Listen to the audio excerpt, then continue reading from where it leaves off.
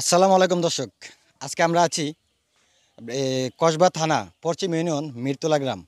এখানে আমাদের গ্রাম, বিশেষ করে মিরতলা কিন্তু আমার গ্রাম। আর এই গ্রামে তিন বন্ধু মিলে একটা কলা বাগান করেছে। তবে এই তিন বন্ধু কিন্তু ওরা কিন্তু একটা সময় প্রবাসে ছিল। প্রবাস থেকে এসে তাদের বিভিন্ন ব্যবসা আছে, ব্যবসার ফাঁকে আপনার এই কৃষিটা করেছে। আর ওই জন্য আমি চাইতেছি এই জিনিসটা তুলে ধরার জন্য আপনাদের মাঝে। কারণ আমার মতো ওদের মতো অনেক প্রবাসী আছে যারা নাকি প্রবাস থেকে এসে কি করবে না করবে খুঁজে পায় না। আর ওই জন্য আমি আসছি আজকে এই কলা বাগান নিয়ে কথা বলবো আর তাদের সাথে কিছু কথা বলবো। তাহলে চলুন আগে আমরা কলা বাগানের ভিতরে যাই, তারপর তাদের সাথে কথা বলবো। ভাই চলুন আগে আমরা কলা বাগানের ভিতরে যাব, তারপর কথা বলবো। ঠিক আছে, তো সাথে থাকুন। তবে এখানে কিন্তু ইয়াও আছে, আমাদের এই উবায়দুল হক সবুজও কিন্তু আছে।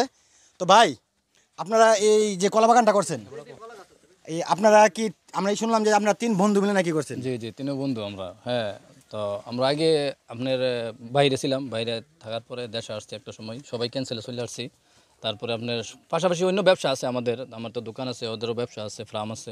তো পাশাপাশি অনেকটাই বেকার সময়, অবসর সময় থাকতো আমাদের, তো ওই থেকে চিন্তাধারা আসছে আর কি। না আসলে আমি কিন্তু এখানে আসছি, জিনিসটা হচ্ছে কি, অনেকে কিন্তু আছে যে প্রবাস থেকে আসার পর দেশে এসে কি করবে, এটাই মানে কাজ খুঁজে পায় না। তো তাদের সম্বন্ধে যদি অবশ্যই অবশ্যই আপনারা বসে না থেকে উদ্যোক্তা হওয়া দরকার, উদ্যোক্তা হলেই ভালো হয়।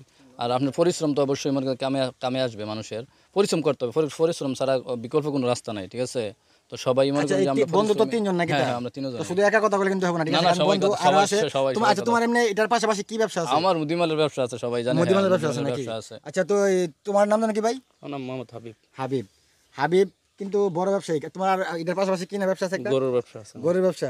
তো আচ্ছা, এই গরুর ব্যবসার পাশাপাশি এটা কি বেশি সময় দেওয়া লাগে না? না, এটা অল্প টাইম দিলে হয়। ধরেন আপনার মাসে 2-3 ঘন্টা করে টাইম দিলে হয়। অথবা মানে মাঝে মধ্যে যে একটু যখন বাজার যখন না যাওয়া হয়, মাঝে ফ্রি মধ্যে তো টাইমটা আর কি একটু শ্রম দেয়। আসলে মানে শরীরের জন্য ভালো, স্বাস্থ্য ভালো থাকে, স্বাস্থ্য ভালো থাকে, পাশাপাশি মনও কিছু ভালো একটা- থাকে। দেখেন আপনি কত সুন্দর হয়েছে কলার বাগানটা, অনেক সুন্দর তো লাগে। কলা, আচ্ছা আমি তো কলা বাগান কিন্তু দেখতেছি নতুন, তো কলার কই কলার হ্যাঁ আচ্ছা, তো চলুন দেখি কলার সরিয়ে দেখি। ঠিক আছে, তো এখানে আচ্ছা এই সবুজ কই, সবুজ একটু দিকে আসো।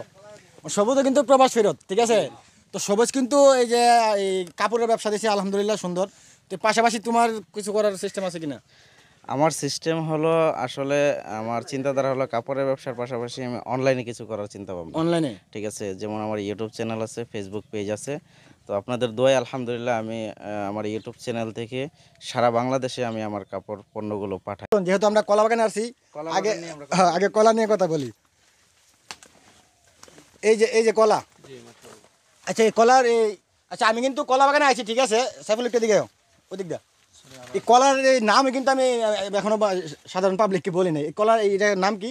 সাগর কলাই। সাগর কলা না? সাগর কলা। আচ্ছা, এই ধরো না যদি এরকম এই ছুরিটা, এটা ধরো না যদি ছুরিটা বড় হয়, তাহলে একটা ম্যাক্সিমাম কেমন টাকা বিক্রি হবে? আপনার 1000 টাকার মতন বিক্রি হইব। 1000 টাকা একটা ছুরি? 1100 টাকা। মানে এটা হচ্ছে কি পাইকারি? হ্যাঁ, পাইকারি। পাইকারি। আচ্ছা, তো এখন তো কলার রেট এই বাগানে কতগুলো গাছ আছে? 160টা। 160টা। তাহলে আমি যদি 1000 দিয়ে যদি পূরণ দিই, তাহলে 160টা 1000 পূরণ 1,60,000। হ্যাঁ, জি। এটা আছে কতদিনের পরে এটা ফলন আসে? 6 মাস। 6 মাস। 6 মাস পরে। 6 মাস পরে ভালো ফলন কথা, আসে। 6-7 তবে মাস এখানে পরে। এটার মধ্যে খরচ কি? খরচ আছে, কস্টিং আছে। আপনার প্রথম অবস্থাতে এগুলার অনেক আপনার উর্বরতা করা লাগে। আপনার যে ইয়ার আছে না, মাটিগুলার উর্বরতা করা লাগে, সার দেওয়া লাগে। পরে আপনার আমরা ওই আমার ফার্মের আবার কিছু লেদা ইউজ করছি, ফার্মের যে কাঁচরাগুলো ইউজ করছি। হ্যাঁ, এর জন্য আমি তো আগে থেকে করা, আমি আগে করছি। আর একটা বাগান ছিল, আমার মানে এক্সপিরিয়েন্স আছে। তুমি আরো আগে কলা বাগান করছো? আগে আরেকটা আমার কলা বাগান ছিল, ওইখান থেকে মনে করেন ভালো বেনিফিট পাইছি। এর থেকে আরো নিজেকে আত্মবিশ্বাস ফিরা পাইছি, তার জন্য এটাকে নিয়ে আরো কাজ করতে। তবে হ্যাঁ, শুধু কলা বাগান নয়, আমার মনে হয় যারা বেশি মন যারা থেকে প্রবাস করবে, থেকে আসে, তারা শুধু কলা বাগান নয়, তারা যদি মানে একটা ব্যবসার পাশাপাশি কিন্তু যে কোনো কুয়া কৃষি সবজি, যেমন ধরো এখন বাজারে কিন্তু এখন কিন্তু সবজির দামটা অনেকটা কম কম না? সিজনালি।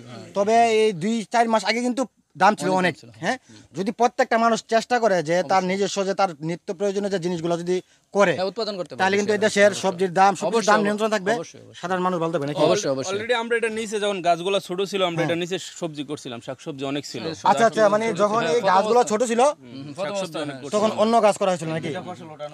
আরো অন্য ফসল করা যায়। তো দর্শক দেখলেন তো, এই হলো অবস্থান। ঠিক আছে, তবে আমরা চাইবো যারা নাকি প্রবাস ফেরত আসেন, এই যে দেখেন আমরা বাগানটা যদি আপনি দেখাই। আচ্ছা, এটা কতটুকু জায়গা? 30 শতক। 30 শতকে এককানির মধ্যে 160 পিস। তবে হ্যাঁ এখন কিন্তু কলা গাছগুলো বড় হয়েছে, ছোট থাকা অবস্থা কিন্তু এটার মধ্যে আরো অন্য ফসল হয়েছে অন্য ফসল করছে নাকি। তো দর্শক এই হলো অবস্থান, ঠিক আছে। তবে হ্যাঁ আমি দোয়া করি এই তাদের 3 বন্ধুর জন্য, যে কারণ এরা প্রবাসে থেকে আসছে, আর প্রবাসে যারা থাকেন, বিশেষ করে প্রবাস মানে কিন্তু এই আপনার রাজকীয় লাইফ না। প্রবাস মানে হলো যে আপনি কামলা দেওয়া, মানে আমরা মানে যেটা বল বাংলা ভাষা যেটা বলে কি কামলা দেওয়া, আমরা টাকা দিয়ে মানে কাম কিনতে যাই, ঠিক আছে, কাম করার জন্য যাই।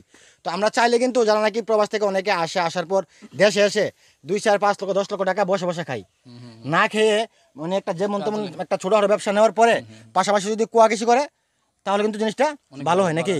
তবে যাক দর্শক, আজকের ভিডিওটা কিন্তু এতটুকু। তারপর আমি লাস্ট পর্যন্ত একটু সবুজের কাছ থেকে শুনতে চাইবো। সবুজ, তুমি দর্শকদের কিছু বলো।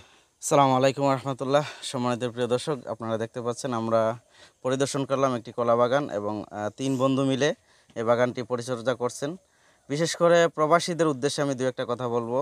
অনেক প্রবাসীরা বাড়িতে অনেক আশা ভরসা নিয়ে এসে শেষ পর্যন্ত দেখা গেল 2 বছর 3 বছর পরে সে আবার প্রবাসে পাড়ি জমায়, এমন হাজার হাজার লক্ষ লক্ষ মানুষ আছে, ঠিক আছে।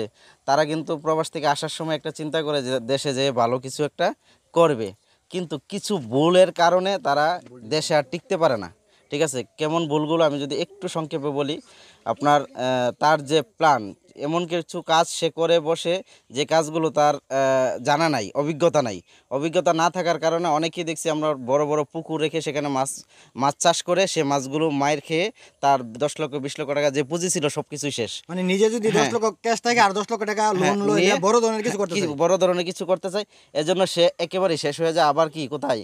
বিদেশ, প্রবাসী। তবে একটা জিনিস, এই গাছগুলো যখন লাগানো হয়েছে তখন কিন্তু ছোট ছিল, বড় হওয়ার পর কিন্তু ফল দিছে। এখন আমি যদি চাই যে না আমি একদম ফল সহ কিনে আনবো, না সম্ভব না, কোনোভাবে সম্ভব না। দর্শক আসলে কিন্তু আমি গাছ দিয়ে জিনিসটা বোঝানোর চেষ্টা করছি। হ্যাঁ অবশ্যই ছোট থেকে বড় হওয়া যায় হবে, কিন্তু হঠাৎ করে বড় হওয়াটা হইতে গেলে কিন্তু বহুত রিস্ক। এজন্য বাগানে আপনার আকৃষ্ট হয় আমরা সহযোগিতা। তবে